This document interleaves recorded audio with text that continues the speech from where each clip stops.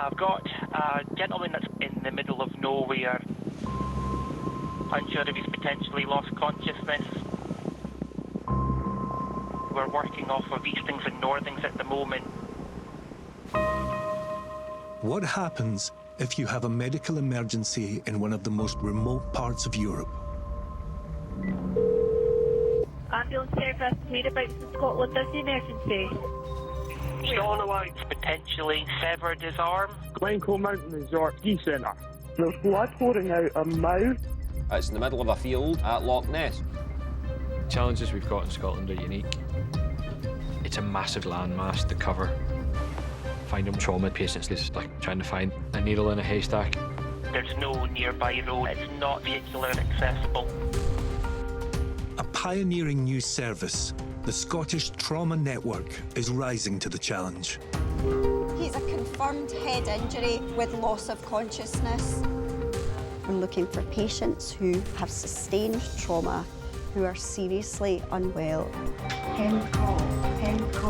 Emergency call, trauma team by road. I'm going to task you by air. Bringing the hospital to the hillside. We are on scene attempting a land-on, over. It's almost like the patient is coming to a hospital, but it's just a small square on a hillside. It's amazing what they can do in the middle of a field. We'll see the decisions that are made by this elite network of clinicians, expert call handlers, and specialist lifesavers. Ready, brace, move. Combined under one new super service.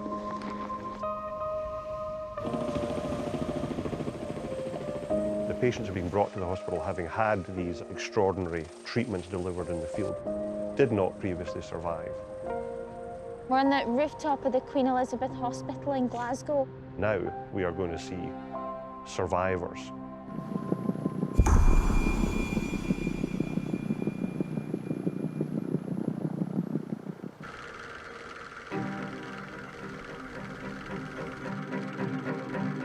Ian's motto for life was, get out there and do it. Live life to the full. Life's too short.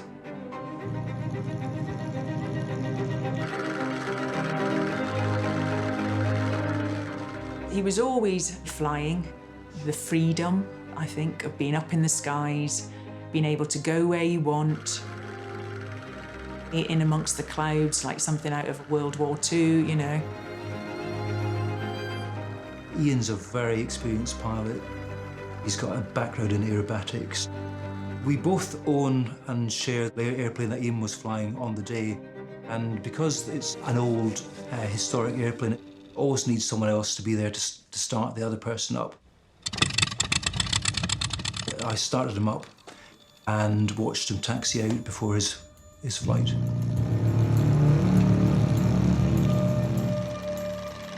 Just literally 2 or 3 minutes after he'd taken off.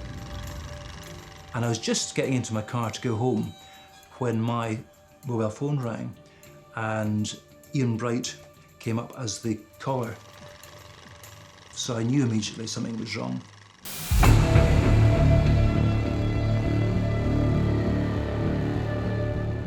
The whole front end of the airplane from the seat forward was lying several meters distant. So the airplane was completely smashed. He had a complete engine failure just on takeoff. They immediately dialed the emergency services.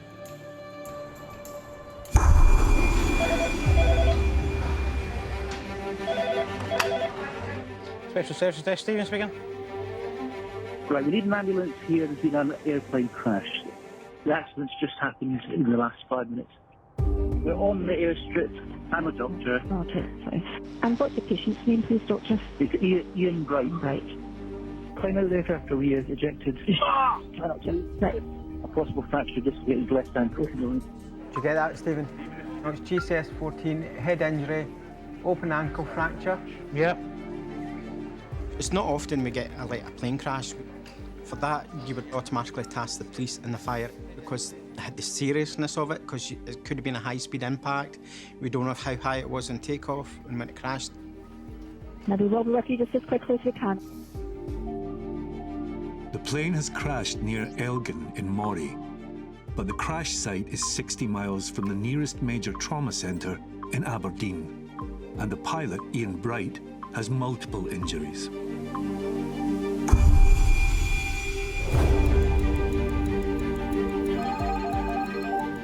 Hello, it's Andy, North Trauma Team. There is what's reported as an air crash near Elgin. Hems call, yep, 1 casualty. Based in Aberdeen, HeliMed 79 is one of Scotland's 2 charity air ambulances. Vital links in the new Scottish trauma network. Pilot is extricated and breathing. It was a crash on takeoff, over. This is the fastest way to get injured pilot Ian to a major trauma centre. It's quite unusual to be called out to a plane crash. The first things that tend to go through your mind are the where, the when, the how. So are the fire brigade needed? Is the Coast Guard required? And get mobile as quickly as possible. Straight to Aberdeen. It can go straight direct to Aberdeen and get the proper care quicker. Red response. There is every chance the patient could deteriorate very rapidly if there was a loss of blood internally that was unseen, or there might be injuries that's not been noticed. It's one of those phone calls you don't want to hear. Your stomach feels horrible, your heart starts to race. You think the worst, and then you hope for the best. 3253, this is Trauma Desk, are you receiving? Over. 5,999 calls are made across Scotland each day. It's a guy that's got his hand trapped, that the fingers are detached, over. On the major trauma desk in Glasgow, clinicians listen in to critical calls. Quite a few motorbike crashes. There's a lot of people hill walking. 3 people in a dinghy, washed out to sea, Coast Guard helicopter. They can task elite medical teams to assist. Please, can they go and pick the team up? He definitely requires team, thank you. Scores on the doors, it's been a busy day. Ambulance emergency. What's the address of the emergency? We're in the farm, north of Casfern. Okay, tell me exactly what's happened. Overturned dumper truck. So did it fall on top of them? It fell on top of him. He's underneath the dumper truck. Carsfern is a village in rural Dumfriesshire, 60 miles southwest of the nearest major trauma centre at Glasgow's Queen Elizabeth Hospital. Yes, stand by at the moment. I believe she is currently listening into the call just now. We're moving the dumper truck now with a digger. Is the patient breathing? Is he breathing? Yes. Okay, is he awake? No. But we need an ambulance now. He's in very bad way. Okay, so I'm organising help for you now. What are his injuries at the moment? Very, very crushed leg. Crushed leg.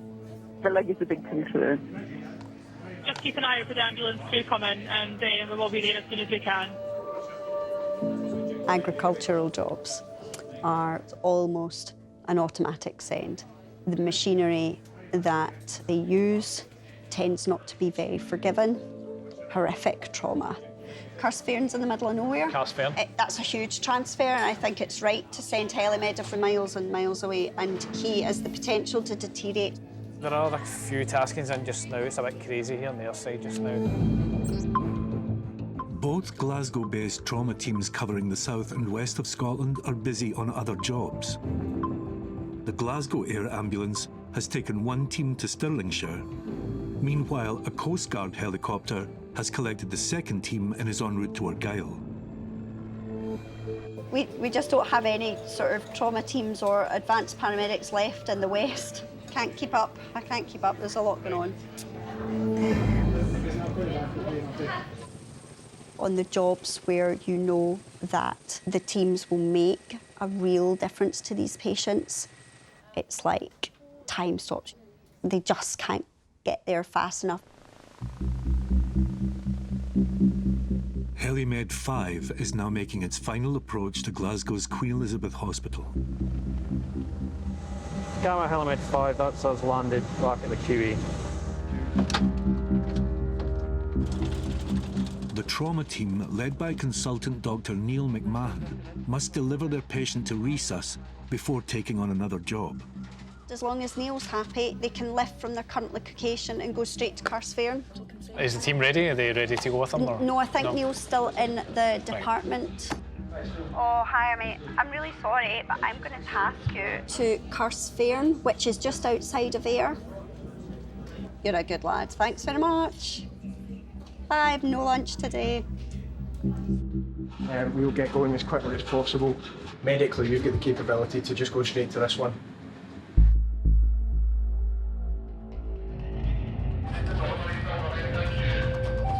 Neil McMahon's running up to the roof, and I think they're pretty much all good to go.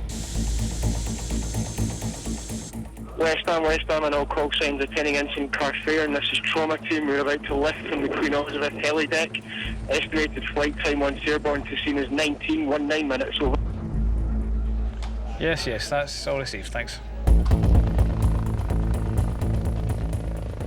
Hang on a wee minute. So I kicked off. It's been a busy 3 hours.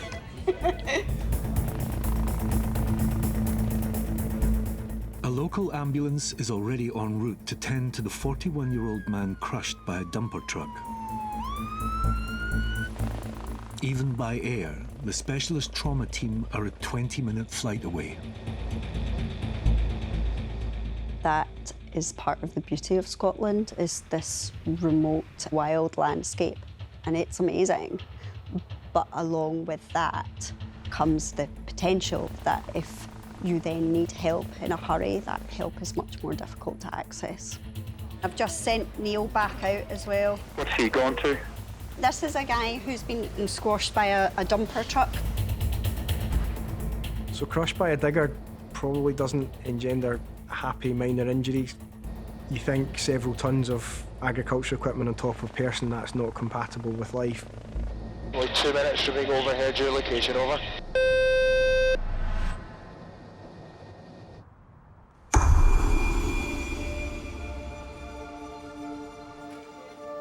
(7-9) from SSD. The crew are still showing on scene. It's just I need to check to see if they have actually left. At the desk in Glasgow, Stephen and Tam monitor the progress of the Aberdeen-based trauma team. Heli 79, 1740, Aberdeen Royal, red response. Yeah, they're looking to lift in 15 minutes, 25-minute flying time. The team have been attending to 55-year-old Ian Bright, an amateur pilot whose vintage plane has crashed on takeoff. HeliMed 79, HeliMed 79. We have left scene. At the major trauma centre in Aberdeen, emergency medicine consultant Dr. Katarina Hartman is being briefed by the incoming trauma team. So it crashed on takeoff, but no fire. Okay. When the phone call came through, my first reaction was to just go, what? I've not seen any of those before. So the first thoughts is to think about what caused the crash, things like fire, and then also how long was the patient trapped. 7-9 just approaching Aberdeen Royal. Took off. He thinks he got to about 100 feet, and then some sort of engine failure. But so yeah, 100 feet, so that's 10 stories. So if you were to fall from a building 10-story height, then no one survives that.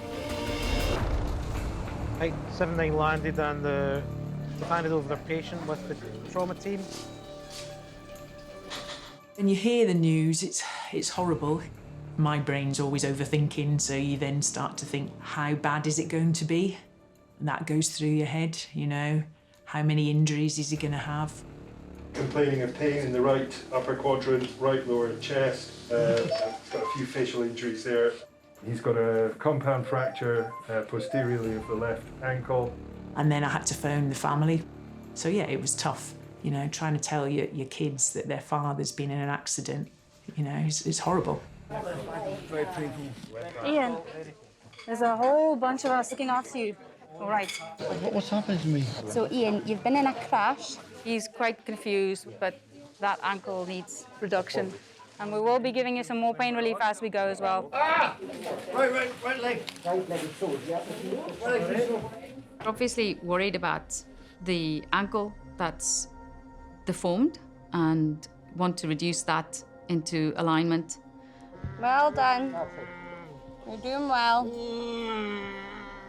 That's a real urgency because the blood supply is cut off.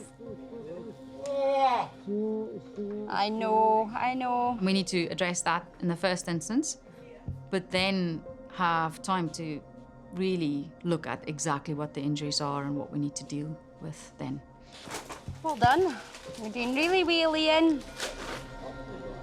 It's only once the CT scan has been taken that the full picture of Ian's injuries will be known. And then with any fall from height, worry about back injuries. Don't have imaging yet, so not exactly sure what the extent of those are, but I think with the best will in the world, life is going to be different.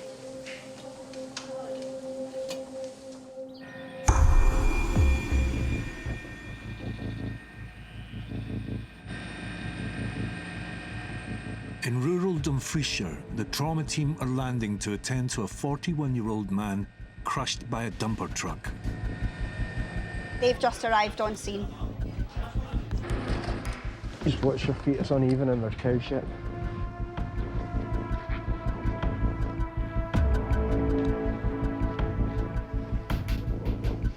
The ambulance crew is already on scene, and a digger has been used to lift the dumper truck off the injured man.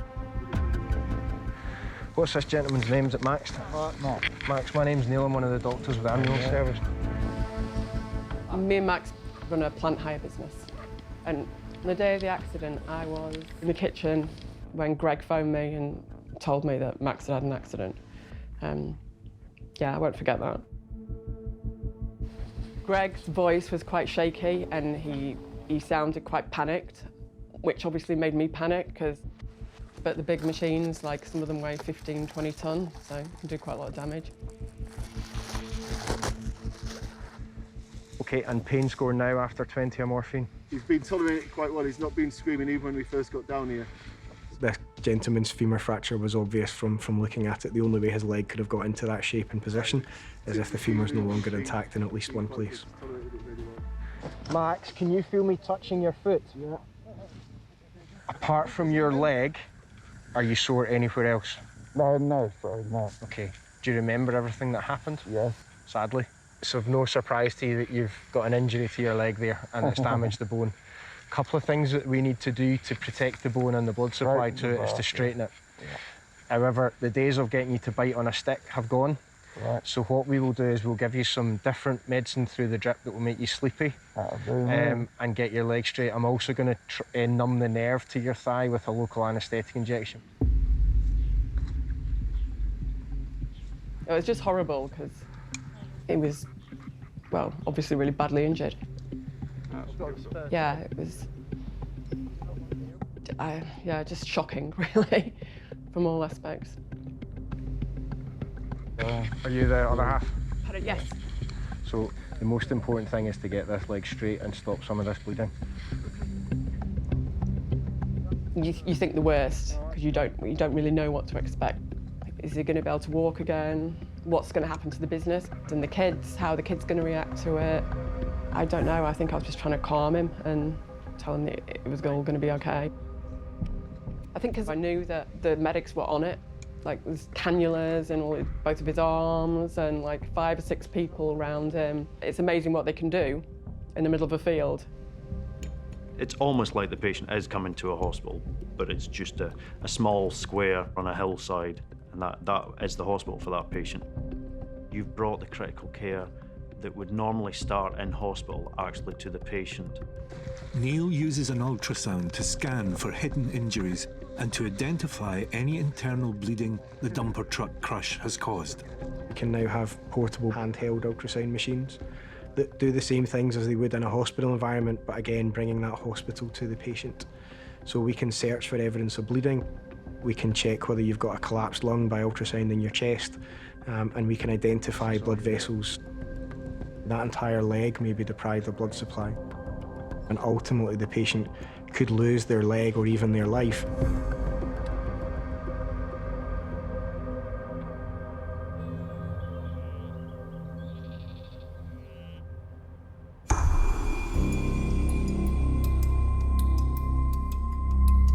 In Aberdeen's major trauma centre, the medical team have been waiting on the results of plane crash survivor Ian's CT scan.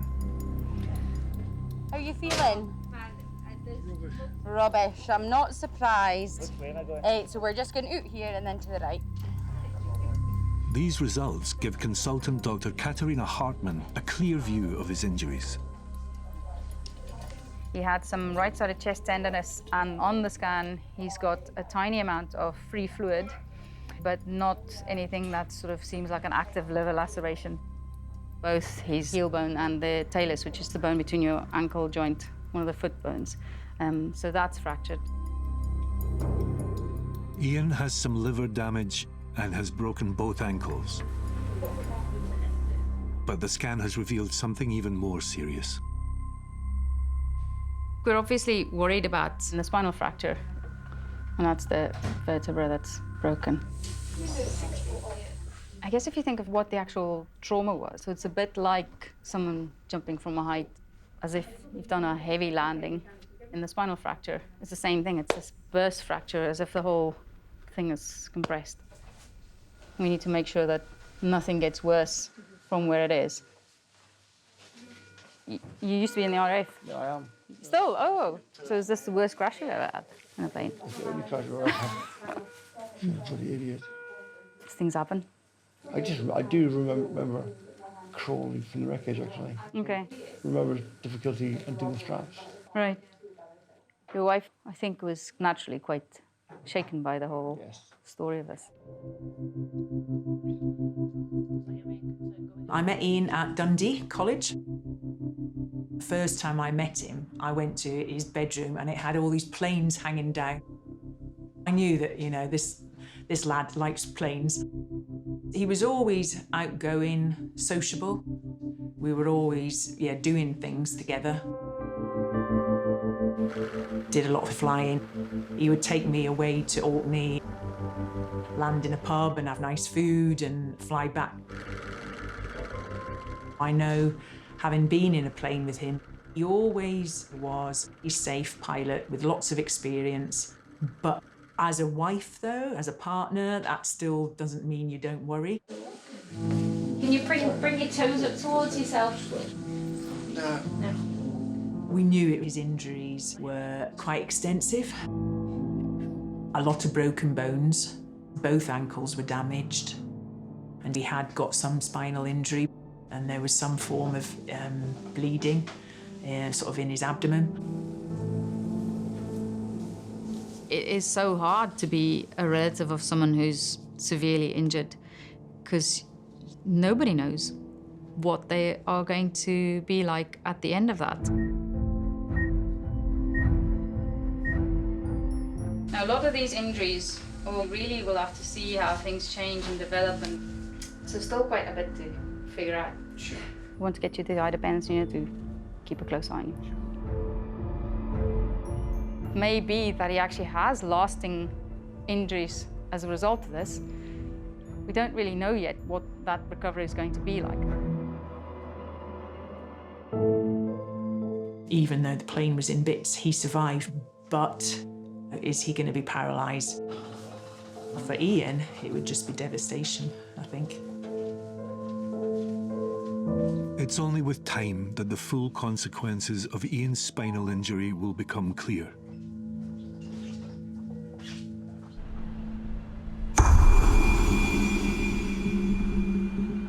There's about 6 or 7 calls coming from Mary Hill. It was a head-on collision with a car and a van. Back in Glasgow at the major trauma desk, calls from all over the country continue to be assessed. Ambulance service, what's the address of the emergency? Can I have an ambulance straight away, please? I'm at the Parkhead retail park, the roundabout. Someone's just been crushed right under a car. It's a young school girl. She's in secondary school, she's got secondary school uniform on. There's 2 calls coming in for a 12-year-old hit by a car in Parkhead. Do you want the extension number just to listen into the call? 6010, 6010. Is there any obvious injuries? I've heard obviously all I can see. I think this man's going to reverse it back over this child. Oh no, no, trying to reverse this. People surrounding the center with this car. Oh my God. In Glasgow, a 12-year-old schoolgirl has been knocked down and dragged under a car. They've got her out to the car now, they're sitting her down. Members of the public have been able to lift the vehicle and free her. Is there any obvious injuries? I've heard obviously all I can see. Is there any serious bleeding? It's off her head. The accident is just 8 miles from Glasgow's major trauma centre. It's really important to be able to understand how difficult head injuries can be to make a decision on. It can sometimes be life or death decision that you're making. And it's really important to look at the geography of Scotland and decide, will that person benefit from a trauma team, or will the ambulance crew just be better to take them to the local hospital as quickly as possible? The nearest trauma team are a 20-minute drive away. And 828 has a Motherwell PRU 1 minute away. Instead, a local ambulance is identified as the fastest option. There's serious bleeding, she's not completely alert, and she has a head injury. At the Royal Hospital for Sick Children, a trauma team assembles. ETA 15 minutes. Taking the lead is consultant in paediatric emergency medicine, Dr. Vince Chowdhury. Children with head injuries, we will see maybe 20 or 30 a day in the Children's Hospital. And it's one of the biggest causes of death in children with trauma.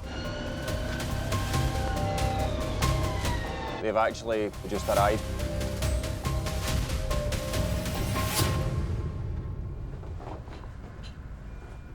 This is Mariette.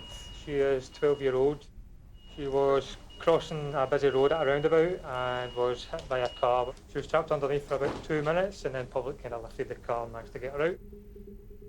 Mariette has been knocked over, dragged under a vehicle and crushed by that vehicle. She may have multiple organ injuries, multiple skeletal injuries. She has an obvious head injury. Hello. I'm Vince Marlowe, one of the doctors. I think you sore just now. Your back. What about your head? Mariette, take a big deep breath in for me. And out. Again. As Vince makes an assessment of Mariette's injuries, her mother, Bintu, arrives at her bedside. Hi, Mummy. Oh. You saw? Not there, but yeah. Don't forget this.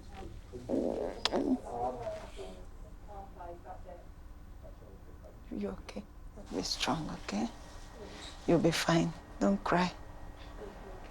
Stay strong.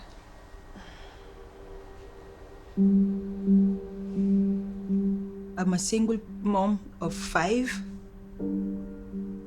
So naturally, I've got 3 children. Mariette is the second one. The other 2, they're from my late sister. She passed away and I'm keeping them. Did you say you've got 4 brothers and sisters at home? Yeah.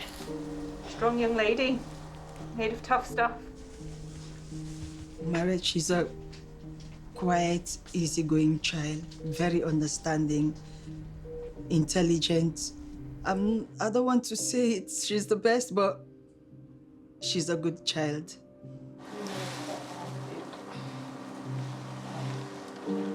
You're doing well. Everywhere. I know. And that day of the accident, I was at work and Mariette rang me. She says, Mama, you have to come. I got knocked down by a car. I just tell her, stay on the phone, I'm coming. Mama, where are you? Mama, please come. She was panicked, I think, seeing the police, the ambulance. There was 3 ambulances at the time. I heard you were under the car for a couple of minutes. It was really, really bad. It was scary. There's blood running on her face, and there was a deep hole, bruises everywhere. Uniform was all damaged. 2 guys told me, we thought your daughter is dead. She was very, very lucky. For my daughter to be knocked down on the road was the scariest moment in my life. Hello, Mariette's mum. I'm Vince. I'm the doctor that's helped look after her. There's an X-ray of her chest. There's nothing broken or anything. She's obviously got all these abrasions. She's got quite a nasty wound to her head. So we're just about to go to CT. Cheers. You know what a CT scanner is? No? It's like a special X-ray machine. We're going to go up in the lift and take the picture so we can have a look at your head. All right, let's go. So in the trauma situation, CT scan is king. There is a big risk of hidden injury here. Sounding a bit like a washing machine, that's at taking all the detailed pictures of your head. So the most important thing you can do for us is just keep lovely and still. What we're looking for is bleeding inside the head, because that may need an urgent operation by a neurosurgeon. Mariette, take a couple of big deep breaths in and out for me. That's all finished. Patients that have been pulled under the wheels of a car, a van or a bus and then dragged along the road, there are usually much more serious, more multiple injuries. I'm really worried about what the potential problems are that she's facing.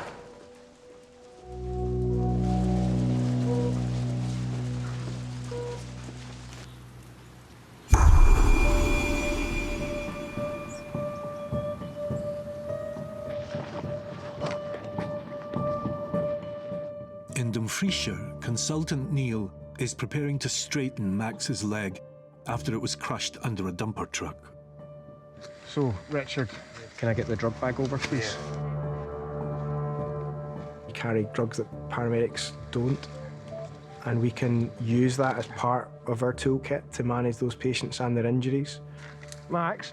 Yeah. I'm going to do this injection in your top of your thigh where my left hand is. It might feel a bit warm, it might feel a bit stingy. That's local anaesthetic.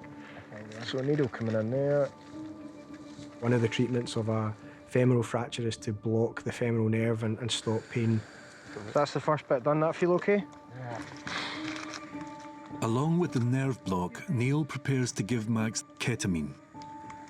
Pre-hospital sedation has a number of benefits. It allows us to usually perform a procedure that wouldn't be tolerated if the patient was fully conscious. Also minimise the damage that fracture is going to cause them. I'm about to give him some sleepy stuff. He might go a bit weird with it. That's normal, that's what I want. I want him to be spaced out, and that means he won't know what we're doing to his leg. What I want is to give you enough stuff that you're not unhappy with what we're doing to your leg. Okay. Ketamine is a very strong pain relief, but it's also a sedative, so the more you give, you can actually anaesthetise the patient. It's a very good drug, it's also a very dangerous drug. You happy with the numbers, Rich? Yeah, absolutely. Saturating 100% on that O2. So that's actually going to start to feel a wee bit funny just now, Max, all right?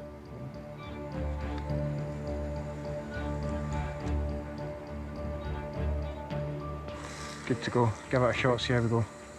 To pull that straight and stop the bleeding is going to cause some discomfort, to say the least. With a fractured femur, one of the ways of minimising blood loss is to apply a splint, but with traction, so you need to pull the leg out to length.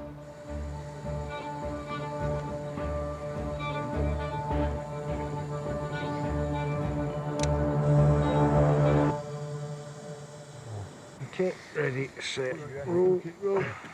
Needs to come north. Yeah, that's ready. Push it. There we go, we're in. With his leg now supported by a splint, Max starts to come round. Oh yeah, pal, how you doing? Oh, living the dream, mate. Good man, good man. So that's your leg now straight, and it's got a splint holding it, even though it doesn't feel that much.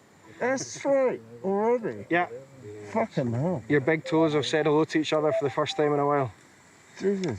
That was quite enjoyable. I was like fucking rolling and rolling. It's now a good time for a customer satisfaction survey. Right. It actually lightened the atmosphere a bit because he was making jokes, and so the paramedics were laughing, and I was like, wow, just had a 9-ton dumper land on the back of your leg. You did the best job possible. That leg's now in a good position. Right, okay. I'm going to take you back to Glasgow. I'm going to take you to Queen Elizabeth. Get it your job, I'll give you that. Everybody okay? SSD update and plan from scene. So that's us just loading the aircraft with a 41-year-old male dump truck rollover with crush, but appears to be isolated femoral injury. Going to the Queen Elizabeth because of potential vascular injury. Yes, that's all received. I'll speak to the guys at Queen Elizabeth. Thank you for the update. Max's leg has been straightened, but only at the major trauma centre in Glasgow, a 17-minute flight away, will doctors be able to establish the full extent of the bleeding the crush has caused. No blood supply to any tissue for a prolonged period or any organ is not going to be good. All the tissues of that leg that are not getting vital blood supply will start to come to harm over a period of time.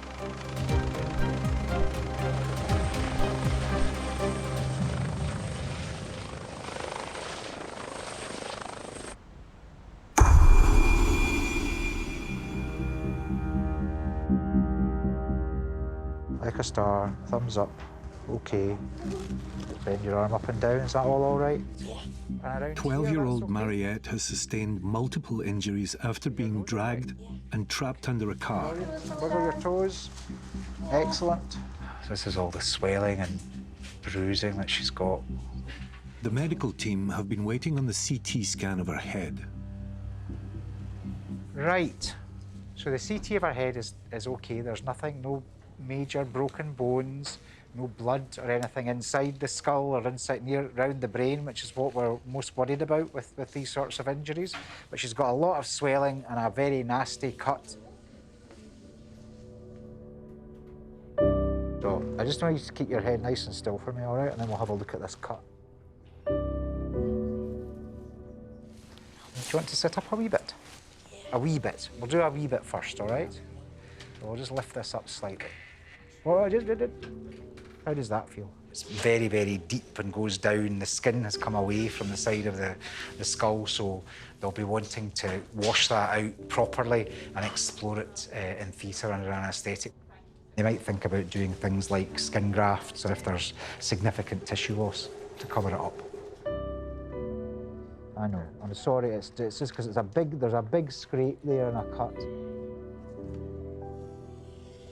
Just cold, salty water, all right?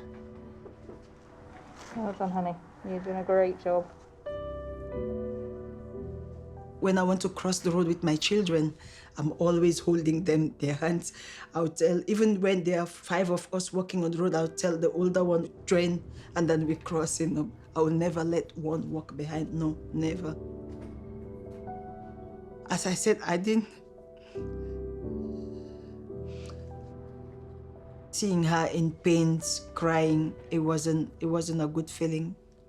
It was hard for me to see my daughter going through what she was going through. She's worried about the scar. That's the difficult one.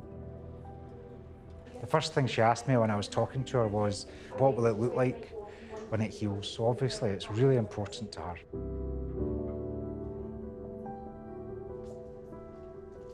The doctors now prepare Mariette for surgery to try to limit the scarring to her face.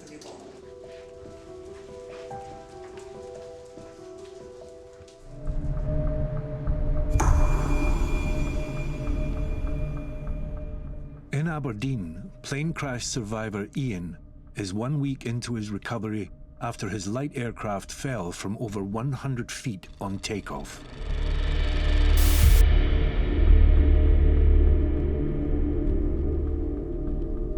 I had 2 broken ankles, internal bleeding due to a damaged liver, broken ribs, 2 broken vertebrae. I do quite a bit of outdoor activities, and yeah, I would hate to lose any mobility. Ian's spinal injury has caused most concern. He now faces a long and uncertain recovery. I'm here to fit this spinal brace, give you a little bit of support to your back, shoulder strap, so it's a bit like a backpack, and then this part in the front. And then we'll get you to roll back again for us. So today we're going to work with the orthotist and going to get Ian fitted with a brace. Because he hasn't been out of bed for a week, he hasn't sat upright for that length of time. So we just have to take it slowly, and it's his pace, basically. See how you feel pain-wise. I'm just gonna. Okay, is it too sore? No, just keep going. You sure? Keep going, keep going, keep going. Take your time. Okay. Are you sure you're okay? Fine, honestly. Oh, I'm not fine. Yeah, I know. When you've got someone like Ian who's so strong and active, reduced to reliant on people feeding him and washing him, when he's almost at his worst and vulnerable, that was tough. Yes. How's that? Better? Lower back still killing me. Yeah. Been tough. It's been tough for the family, I think, just to watch him. Ideally, I want him to be walking normally, because that was my main concern, you know, that he wasn't able to use his legs. The pain is quite significant. But it's a little win, isn't it? Everything you get is one more tick in the box towards walking out these front doors.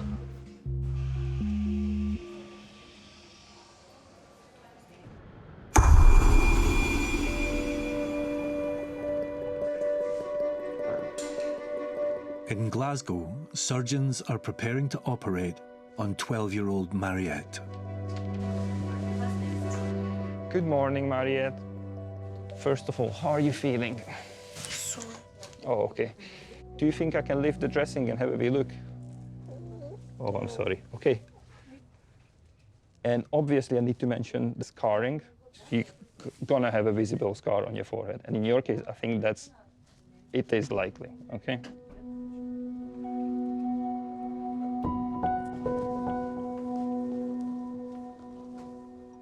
You'll be fine, okay? My biggest concern about the accident and Mariette is her mental health. She's very, very scared. Take good care of you, okay, darling? Love you. All you want for her is just play, smile, just think of things that a child will do on a normal day and not to sit and worry. People, have lots of worries about their children. So I've got a family, I've got kids. So I understand and appreciate that. But children, they get unwell very quickly, but they also improve very quickly as well. You're amazed at how well they cope with things.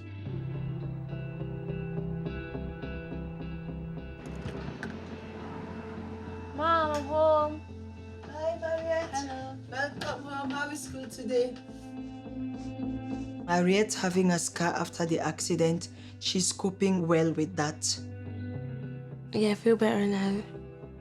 What's keeping me positive is everyone looking after me, and I don't have to do much chores anymore.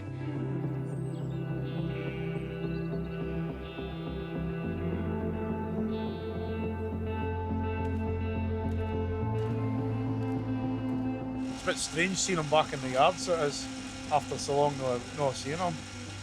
Better once he's back full working order.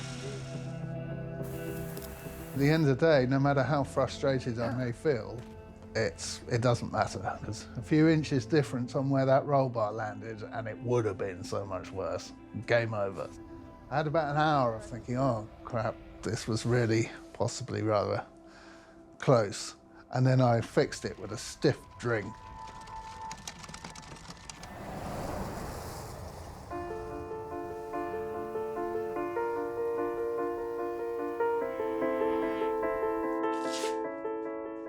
I would say I am the glass is half full kind of guy.